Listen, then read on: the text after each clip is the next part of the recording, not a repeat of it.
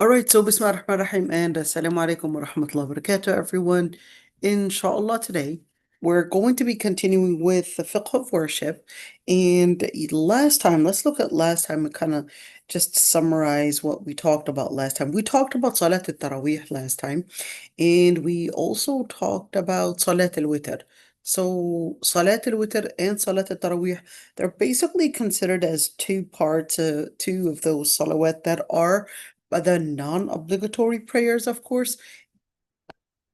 We went in details with Salat al-Witr, and we said Salat al-Witr can be prayed in, well, it's an odd prayer, and we talked about the numbers. We talked about how to pray one, how to pray three rak'ahs, how to pray five, seven, nine, and 11, and or 13.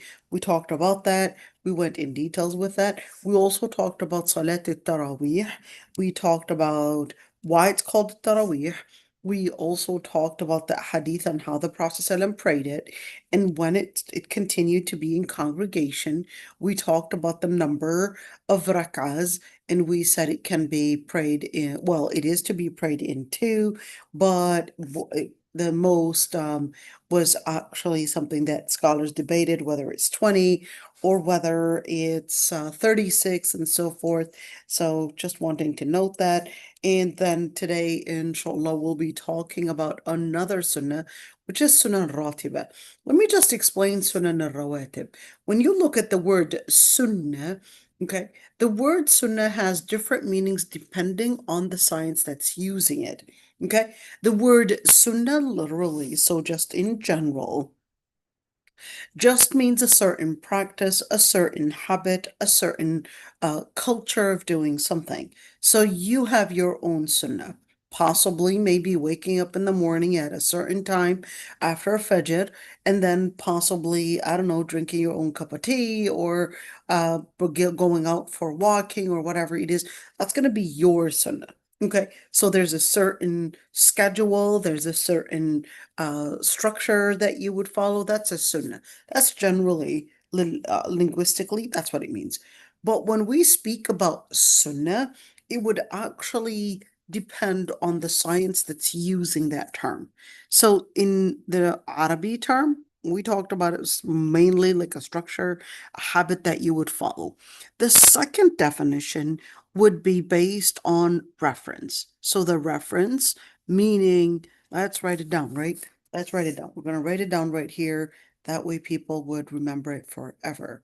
Okay, write it down right here. So the first meaning we said in linguistically, am I writing this right? And it would basically mean a habit. Okay, just a habit. Okay, the second meaning is basically depending on the resource. In other words, we're talking about fiqh, usul al-fiqh, usul al-fiqh. And usul al-fiqh is basically the science that is considered as the vertebra. Think of it as the math for physics. Okay, it's the vertebra for that science, which is the science of fiqh. And usul al-fiqh is the vertebra. Think of it, like I said, it's like the math for physics, and that's exactly the same thing. Okay, and let's see. So we're talking about the resource. We're also talking about, so if we're talking about usul fiqh, sorry, sunan for usul al-fiqh, then we're actually talking about the sunnah in terms of resource. We're talking about hadith, all the different types of hadith, and the importance of sunnah, why we go back to sunnah, how we could use sunnah, and so forth. In other words, as a resource itself, how valid is it? Okay, that's in the science of usul fiqh. And we know that sunnah is obligatory to go back to as a reference, as a resource. Why? Because the Quran itself was actually ordering us to go back to the sunnah when Allah subhanahu wa ta'ala had said, أطيعوا الله وأطيعوا الرسول وأولي الأمر منكم. And obey Allah and obey the messenger and those that are in leadership. So we basically had that resource, that is the Quran, tell us that it's an obligation to go back to the Sunnah, to go back to the Prophet ﷺ as a resource to explain the religion for us. Okay, number three, Sunnah to mean something that is not obligatory. So we're talking about the level of mandation. Okay, let's do it right there. We're talking about it as a level of mandation. And usually the ones that would use this would be from the scholars of fiqh. They would mean by sunnah to mean something that's not necessarily obligatory.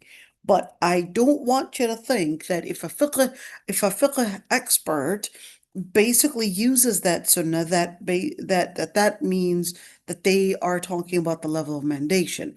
No, that's not necessarily what that means. Where we would be talking about it based on the context, which one of these meanings is it really referring to? Okay, so now, therefore, when we talk about fi sunan al-rawatib, why is it called sunan al-rawatib? Because the word sunnah here is to mean it's not part of the 5 obligatory prayers. Now, as for ratiba, we're speaking about a certain organized prayer that you would do basically basically after the 5 daily prayers. So sunan al-rawatib are only involved with the 5 daily prayers. So ratiba means something that is regular, something that you would do basically at a certain sequence. So here we go. They did an outstanding job in translating that for you. Okay. Now, according to many scholars, if a person continuously leaves sunan al-rawatib, then that person's witness, in other words, they're not credible in their witness. In other words, their weight of being good believers, or let's say of credible resources, are basically under scrutiny. I mean, they would be considered as doing a sin if they would continuously leave sunan al-rawatib. Okay, just keep that one in mind. Yes, it's not obligatory, but if the person continuously leaves it, then they would be held accountable. Why? Because if a person is consistent with sunan al-rawatib, that's basically what is going to strengthen and empower their religion and basically reflect that this person is taking their religion seriously.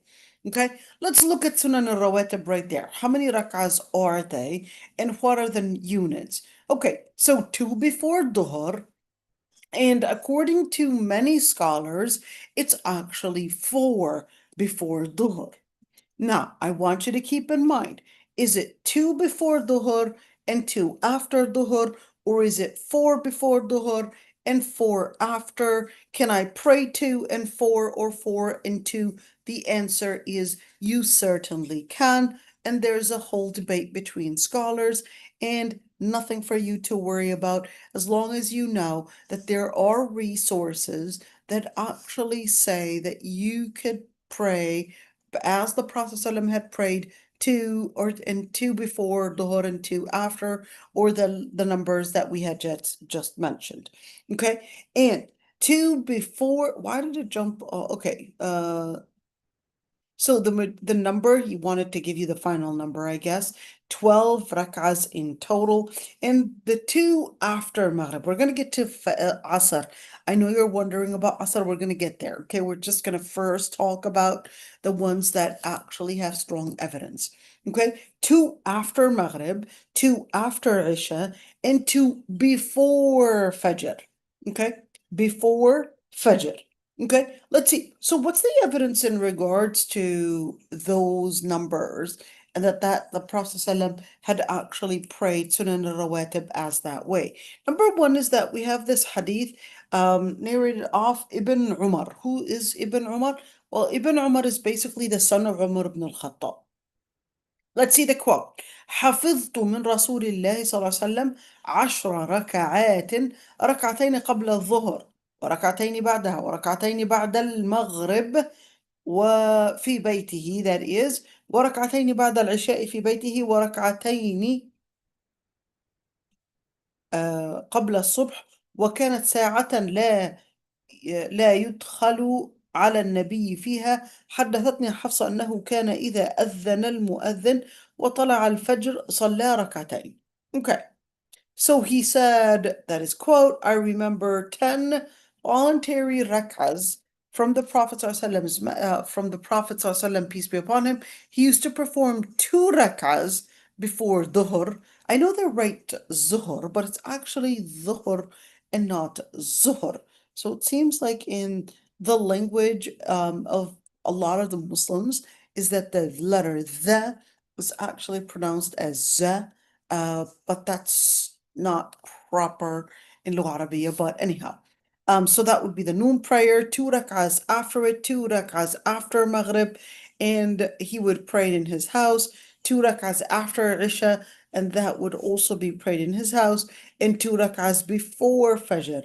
Prayer, and at the time nobody would enter the house of the Prophet ﷺ, and Hafsa, the Prophet ﷺ's wife, in other words, because no one was entering the Prophet ﷺ's home, at that time, that was considered his personal space.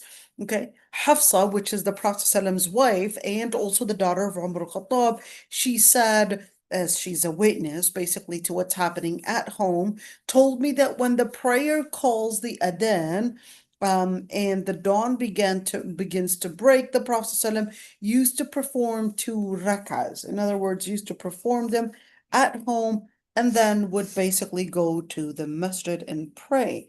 Let's see another hadith. You say there, so we got Hafsa right there, the Prophet ﷺ's wife, basically giving us a report of some of what's happening at home. Let's see Sayyida Aisha and what she said the Prophet ﷺ was doing at home. كان يصلي قبل الظهر 4 في بيتي. So this hadith is actually narrated in Sahih Muslim. That is, Sayyida Aisha said that the Prophet ﷺ used to pray 4 rak'ahs in her house. So here it is. I guess Hafsa had said at least 4 Fajr. She said that he used to perform 2 rak'ahs before. And wait a minute. So why is it Hafsa that's narrating this? And why is it that Ibn Umar is quoting off Hafsa? Remember, this is Ibn Umar, because Ibn Umar is basically her nephew. Okay, her brother, sorry.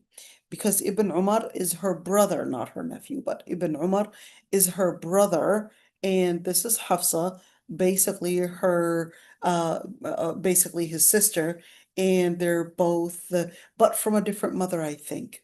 Okay. Okay, let's see. Anyhow, so Hafsa was not speaking to non-mahrams, except if there was a hijab. If we're talking about hijab, we're talking about a barrier.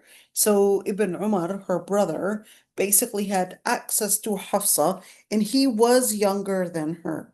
Okay, so he was asking questions about what's happening, basically behind closed doors, and that's what she was answering. Sayyida Aisha, on the other hand, she basically had narrated seeing the Prophet ﷺ pray before dhuhr, basically 4 rak'ahs. Then he would go out and lead the prayer, the people in prayer, then come in and perform 2 rak'ahs. Okay, so Sayyida Aisha basically said a different witness. At least it doesn't mean necessarily contradictory, but it just means there's extra information. Doesn't mean that is contradictory. There are times he prayed 4, there are times he probably prayed 2, so those would basically be not necessarily contradictory, but basically just different ways of doing it. Okay, let's see. And what we would basically understand from these hadith is that the Prophet ﷺ would do certain prayers in the masjid and would also leave certain prayers as he preferred that they would be prayed at home. Just keep that one in mind because it's very common that people would think that if you could just pray everything in the masjid, that that's better and a better blessing. But you can see that the Prophet ﷺ did not actually do that. There were certain prayers that he did them in seclusion, and other prayers he basically did them in public. Okay, and certainly the Prophet ﷺ knows that this information was going to be later taught to the Muslims to learn from. Okay, so when we say praying at home, why even pray at home? What is the wisdom behind that? So he wanted to mention number one is basically to stay away from all that fame or popularity or ostentation that one might actually seek, and to make it as something that one is basically just being, I guess, self-conscious of himself, trying to keep all the different good actions away from people, just doing it on their own, basically. And why? Well, that basically would help the person enhance their submission to Allah subhanahu wa ta'ala, enhance their sincerity, and certainly we definitely still want the masajid to be filled with the different attendees, because that's one reason why Allah subhanahu wa ta'ala would send the blessings and would send the mercy. And certainly just attending the masjid is one way to enhance somebody's iman. Just keep that in mind because, we often think of ways to keep the shaitan away, like أعوذ بالله من الشيطان الرجيم. Well, that's actually good, and definitely there's resources about it. But there are certain areas that shaitan would even avoid, just like a masjid. Okay, so if you're struggling with faith, you might want to uh, attend the masajid even more frequently to help you be in an area that is away from all the different contaminations. So basically in seclusion, basically in the masjid, and certainly when we say seclusion, whether it's i'tikaf or whether we're speaking about just doing your tasbih there, doing your dhikr there, and even if somebody is not necessarily doing dhikr there, we would still encourage them to go to the masjid, even if they may not be doing the dhikr, because inshallah, that would be something that would encourage them. So it's a space that would encourage people to connect and relate to one, the Salihin, two, the Salih spaces, three, the Salih times and when they would gather, etc. So being around the masjid is extremely important, and especially for those living in the West, definitely live in a neighborhood that has a masjid there. Because when you are living in a neighborhood that has a masjid, you become more involved in the masjid. It becomes part of your kid's life. It becomes part of your life. It basically becomes something that you will get involved in the masjid, whether with activities or perhaps even doing more things in the masjid, because it becomes as part of your own home. Let's see, the Prophet ﷺ had said, اجعلوا من صلاتكم في بيوتكم ولا تجعلوها قبورا. The Prophet ﷺ literally said, let some of your prayers basically be done at home and do not make your houses as graves. What does it mean that the Prophet ﷺ is saying, do not make your houses as graves? What that means, it's giving us an inference that the areas that don't have prayers done in them would basically lack life. When you speak about a grave, you basically talk about something that lacks life, that is empty of life. In other words, what Salah will do is bring in life to the group, to the people that are praying, to the home itself, with all of that barakah in it. Let's see, here's the sister asking, is another reason if Prophet ﷺ did things publicly, would it feel it's mandatory? No, because not necessarily. But that, I mean, that would be true if we're talking about, for example, Salat al-Tarawih.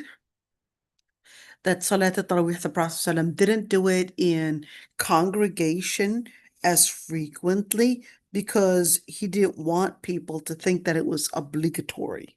Okay, so, but with Sunan al-Rawatib, on the other hand, it was something that the Prophet ﷺ had done, and here it is, the wives in their report is enough if we're speaking about something obligatory. It doesn't have to be frequent and done in public to be obligatory. Okay, so what else does that mean? Something can be done in private, like in Sayyida Aisha's home. She will say, the Prophet ﷺ and I used to do this. The Prophet ﷺ told me this. Does that mean just because she had said it and it wasn't a public statement that that doesn't make it obligatory? So I'm trying to flip the meaning right there. And certainly, if she had said, and the report was authentic, okay, and it was indicating that it was something that is mandatory, that in that situation, just by having one person report it, even if it wasn't a public report, it would still be obligatory. It can still be obligatory if we have the evidence, basically, even if it was one person to tell me that the Prophet ﷺ had said something or done something, and that it was of a mandation, then that's enough. Let me give you an example. Ali ibn Abi Talib, the hadith, Ali ibn Abi Talib had said that the last thing, and it was after Khaybar, that the Prophet ﷺ had announced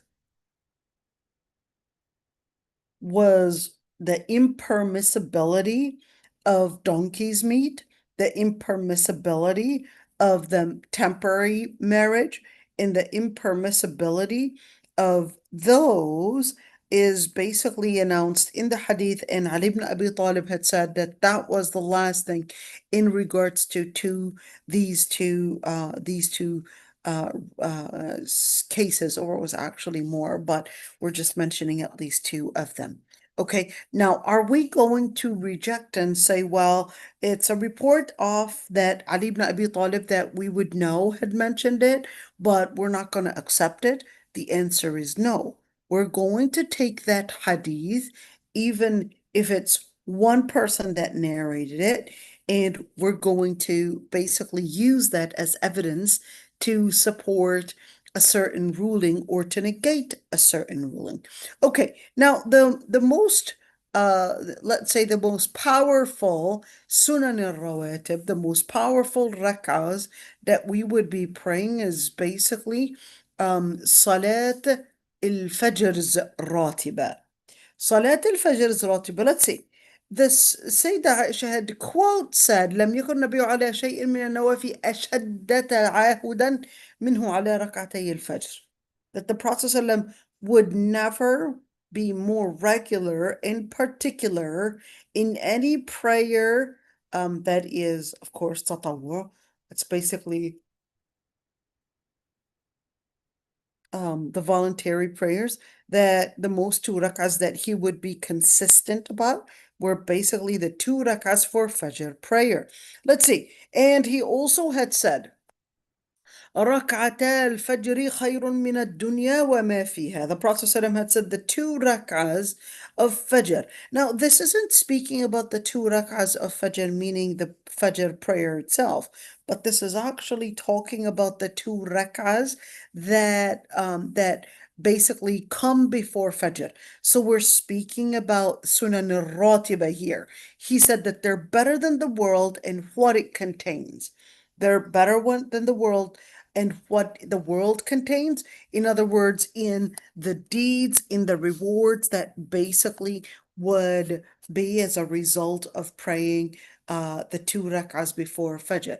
The Prophet ﷺ used to be consistent basically on the 2 sunan of Fajr and also on the witr في الحضر وفي السفر.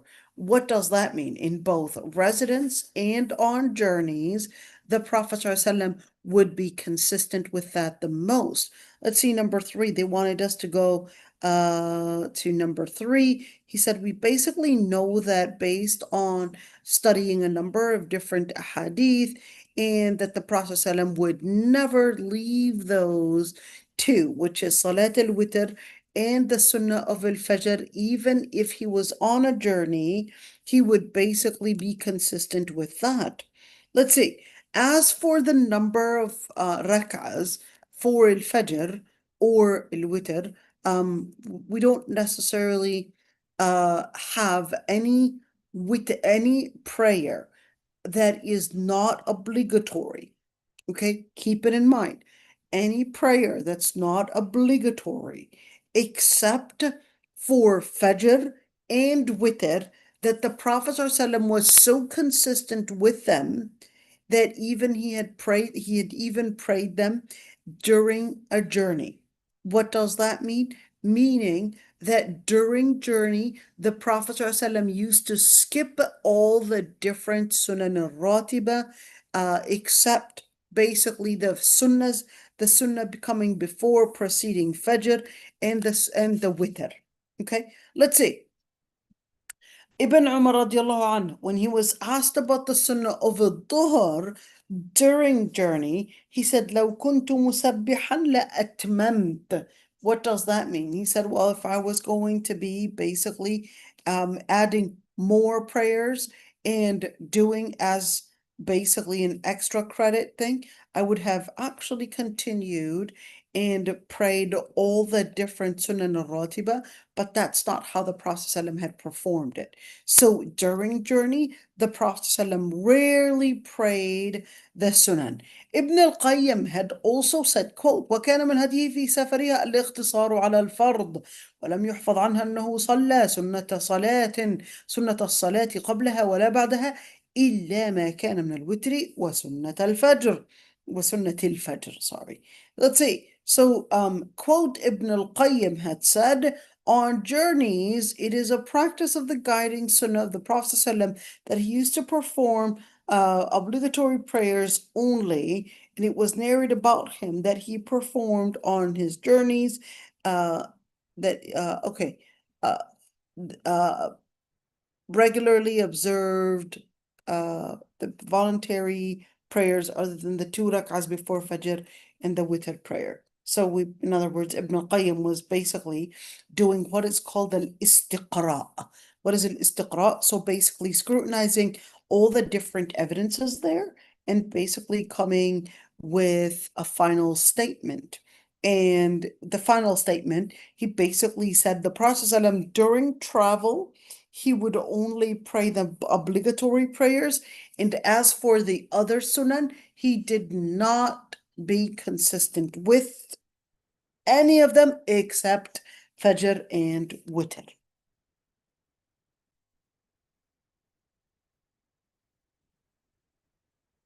Okay, yet, although you are praying the sunnah for Fajr, but the sunnah is not to make it long, the sunnah is to basically make it short. What do you mean short? So instead of praying 2 sajdas, pray 1? No, it basically means to read not long recitations and to basically just read Surah Al-Fatiha and do your ruku and your sujood basically just normally. In other words, avoiding long recitations after Al-Fatiha. That's the area that we can reduce from. So basically, the prolonging, how much and how long we would prolong a recitation, that's what's going to basically determine whether we had prolonged the prayer or we had basically make it khafif, basically make it short. Let's see, what was he reading though? He was reading in the first rak'ah, قل يا أيها الكافرون. So was that meaning, is that meaning that he was avoiding al-Fatiha? No, that was after al-Fatiha. After al-Fatiha, he would, in the first rak'ah, he would read قل يا أيها الكافرون. In the second rak'ah, he would read the Fatiha and then قل هو الله أحد. Okay? And or in the first one, the last few ayat from Surah Al-Baqarah, قُلُوا آمَنَّا بِاللَّهِ وَمَا أُنزِلَ إِلَيْنَا, etc. Okay, now that would be the first rak'ah. So basically just a couple ayat down from Surah Al-Baqarah, ayah 136. In the second rak'ah, قُلْ يَا أَيُّهَا الْكَافِرُونَ. قل يا أهل الكتاب تعالوا إلى كلمة سواء بيننا وبينكم ألا okay, so that would basically be from Surah Al Imran, ayah 64. That would be the second rak'ah for Sunnat al-Fajr. Can I read directly from the Quran? Is the common question people will ask. The answer is certainly you can read directly from the Quran. Okay, and as for Salat al-Maghrib, okay, after al-Maghrib, he would also uh in the Sunnah ratiba for Maghrib, he would read قل يا أيها الكافرون in the first rak'ah, and then in the second rak'ah, he would read قل هو الله أحد or al-Ikhlas after al-Fatiha. Remember, it's after al-Fatiha. Okay, so the Prophet ﷺ would also read in another written narration that he would read قل يا أيها الكافرون and قل هو الله أحد. So that's basically the same way that we were doing the sunnah for Salat for Salat al-Fajr is basically the same way that we would do it for Salat al-Maghrib. Can I make it up if I didn't pray it on time? The answer is yes, you can actually pray it up if somehow you got busy and carried away with what you're doing. Okay, the Prophet ﷺ, in regards to witr, he said, there's a hadith, من نام عن وتر أو نسيه فليصليه إذا أصبح أو ذكر. If anybody, the Prophet ﷺ had said, oversleeps oversleeps on the witr. Now, is this witr or is this talking about a certain consistent behavior that you would do in prayer? Yes, that's what it's talking about. So if a person forgets it, then as soon as they wake up, basically pray those 2 rakahs. So can I make up the missed sunnan al-ratiba? You sure can. You can make up the sunnan al-ratiba. Some scholars actually said only for those that are consistent with it. But I don't know. I feel that that's more of an exaggerated restriction and not necessarily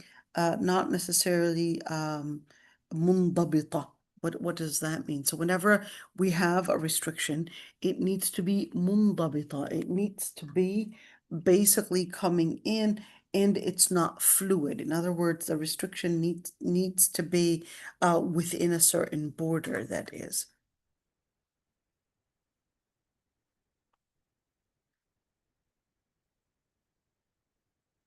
Okay.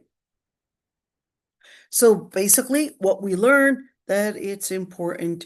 The Prophet ﷺ, was, as the Sayyidah Aisha had said, the Prophet ﷺ would always do Qiyam al-Layl and would wake up whether he was in pain or whether, of course, he was asleep. He would wake up to basically get up and do that Qiyam al-Layl.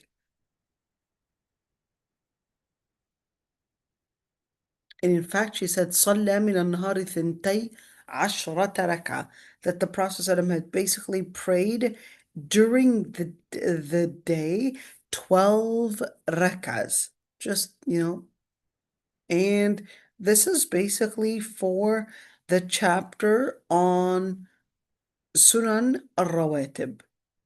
So I'm going to give you like a 5-minute break, inshallah. I know, Layla, you want to ask something. Go ahead, dear. Assalamu alaikum wa rahmatullahi wa barakatuh. Alaikum salam.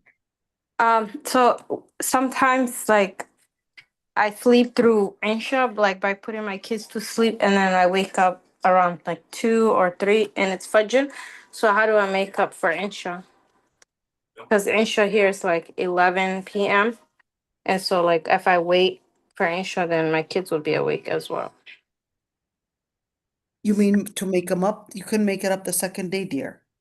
Oh, I can just make it up in a second. So for Insha would go first and then Fajr, or I would pray Fajr and then Insha. So if you had enough time to make up, okay, um, in other words, to make up and be consistent with the timing and the chronology of it, then do it based on the chronology. But if there wasn't enough time, if you were to pray, let's say the makeup that you wanted to do, all right, then in that situation, you might miss your current prayer. If you're going to be missing your current prayer, then in that situation, pray your current prayer first, then make up, or if there was enough time, like doer wasn't going to start until perhaps, um, uh, let's say 12:30, and you came into the masjid, okay, earlier, certainly than that, and you wanted to make up your sunnan al-ratiba, you could make it up.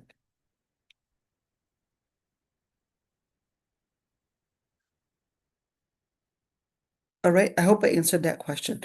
All right, so what we're gonna do a 5-minute break, inshallah, and then we'll come back.